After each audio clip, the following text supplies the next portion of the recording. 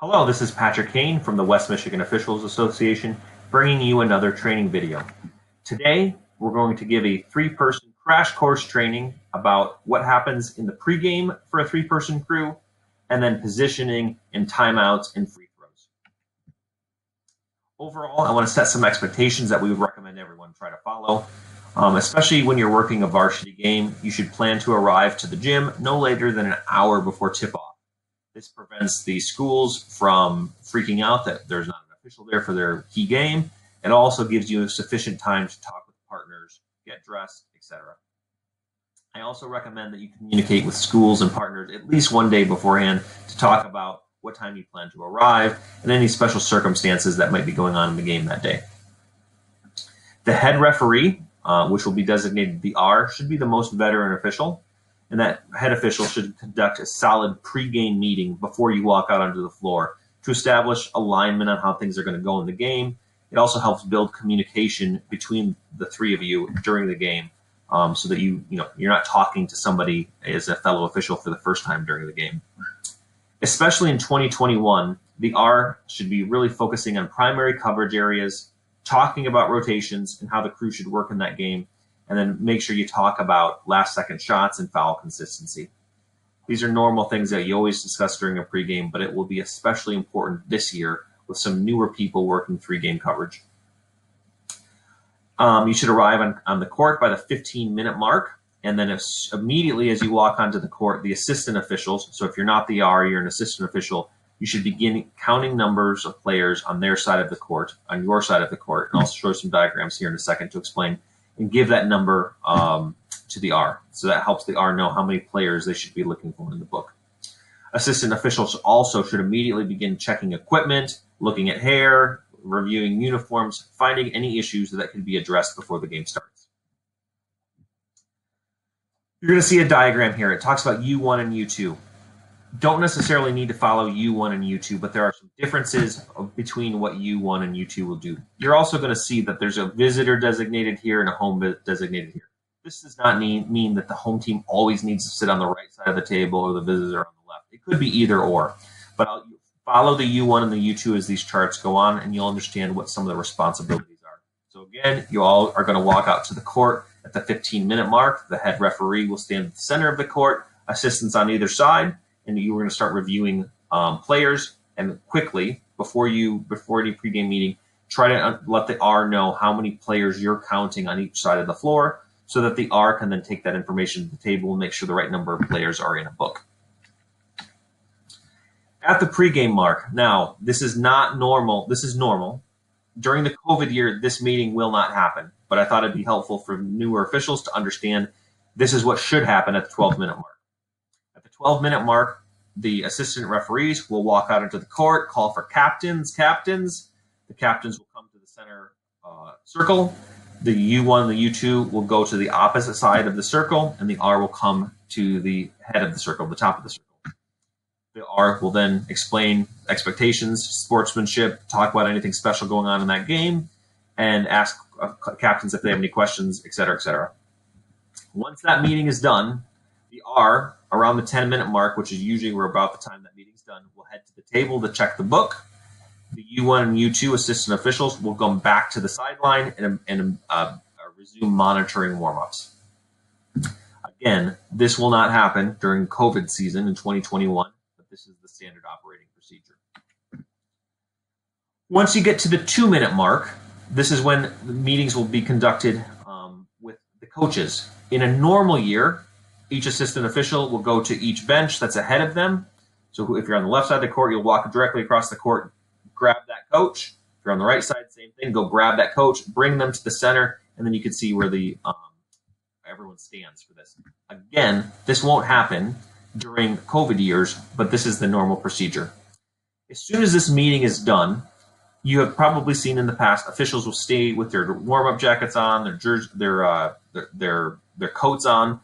The procedure moving forward is to try to take your coat off earlier so that you're ready to go as soon as announcements are done. So sometimes people will wait to before or after the national anthem. That is up to you and your crew to determine what you want to do. I think the MHSA guidance is that you take it off as soon as you're ready to go before the national anthem has even begun. Again, this will be slightly different this year. There will be no coaches meetings in 2021 due to COVID. The important thing to remember is that the U1 and U2, the assistant referees, follow the team that they warmed up with. So if you were on the right side, which happened in this instance of this picture depiction here, you stay with the visiting team. So as they warmed up on your side, you stay with them. And the key reason for doing this is if there was something that needed to be addressed, if there was something that you noticed by a team member, a girl had a barrette in their hair, or one of the guys wasn't wearing their jersey properly, you can address it before the game starts. So as you move over to the other side of the court, you want to stay with the team that you were on. So U1 will move over to be in front of the table. U2 will also be in front of the table, but really importantly, this person has a special responsibility coming up that we're going to talk about. After the warm-ups are done, after the announcements have been made, I encourage the crew to take the floor together in a unified fashion. So you'll see all sorts of crews do different things here. I recommend and urge all crews to consider doing something similar to this. But after everyone's announced, the game's ready to go, officials fist bump each other, and then they're going to run out onto the court the same way. Even this official who's going to come back on this table side should run out into the court, and as everyone runs out into the court, they should either come to the key and pause until play is ready to go, or they should come onto the court and start inspecting the court for water on the court, checking the net, things like that. But officials, when they're done with checking the court, should come towards the key and then wait for the players to all be done with their huddles, coming onto the court. Once that is done, the official that's over here will come to the table, ask the table if they're ready to go. Once they're ready to go, we'll take position and give a thumbs up to the R. U1 similarly will come over to this end of the court, double check that everything's good to go, the correct number of players for each team around the court. They're going to give the R a thumbs up. Once that's done, the R is going to come from the end line, blow his or her whistle, start the game, and the toss will happen. As that whistle is blown from the R to start the game, this referee closest to the table, U1 or U2, whichever one it is, will stick their hand up for a game to start play, and then as soon as the ball is illegally touched, we'll start the clock. In theory, the timer sitting at the table should be watching the official's hand, not the jump. We know that doesn't always happen, but that's how it should work. It should be the chop of the clock that starts the game. U2 or U1, whichever it is, the official away from the table, their main priority will be for watching for a poor toss or incorrect touching, some sort of violation. They should blow the play dead if it's a poor toss, and they should retoss. You should discuss that in the pregame. Your R should be giving you permission to do that, unless it's a horribly, egregiously bad toss. I've rarely seen that called. But that's one of the responsibilities of that assistant referee. Now, after the player gains possession, the R is generally going to hold position and let the play develop. So if the ball is going to the left, the umpire closest to the table is going to become the lead. The umpire farthest from the table is going to become the C. The R is going to hold and wait to see which way the play goes, and then will become the trail. Same sort of thing happens if you're going the opposite direction. So if it goes away from the R to the right, official that chopped the clock will become the C, other official will become the lead, and the R referee will become the trail. This will start the rotations that we'll talk about next. There is one exception to this starting of the game, and that is if the ball is tipped at the jump and it goes deep into an end. If it goes deep into an end, the official that is closest to the ball should backtrack, and then the R should try to adjust to allow for a smooth transition. This takes all three officials to do something different than they would normally do. So I just want to call this out. This is an exception, but you should be aware of when this situation happens. It's pretty rare, but when it does, this is how you guys should try to adjust, and we'll just take those officials furthest from the ball to make that initial adjustment. If you are in the back court, U1 or U2, whichever you are, and the ball comes towards you, don't bail. Come and try to help out that play. During timeouts and intermission, the officials should stand, if it's a 60-second timeout, notice the table is now on the lower end. You should stand away from the table to designate a 60-second timeout, or for a 30-second timeout, closer to, but you're on the free throw line, closer to the end line. It's a 30-second timeout. Both of it is on the end line. This is a new mechanic in the last several years. Not all officials have caught on to this. The official that isn't at the free throw line should be where the ball will be inbounded. Now, when the 30-second or the horn buzzes to designate the 10 or 15 seconds remaining in the timeout, both officials should head towards the huddle, put the finger up in the air, first horn, get the coach to know that they need to be getting ready to go. By the end of that second horn, both teams should be ready to play. Do not be afraid as an official to get in there. First horn, gotta go, let's go, coach, gotta come out. You need to get coaches out. Coaches should start to get their teams ready on that first horn. You should be monitoring what your other official is doing. Both teams could be getting an advantage if they're not being brought out of the huddle at the same time. This is something you should also discuss in your pregame or during an intermission to discuss, hey, do we need to get them out sooner at the same time? Both officials who are getting teams out of their huddle should be trying to get them out and ready to play on that second horn. Let's talk about free throws for a second.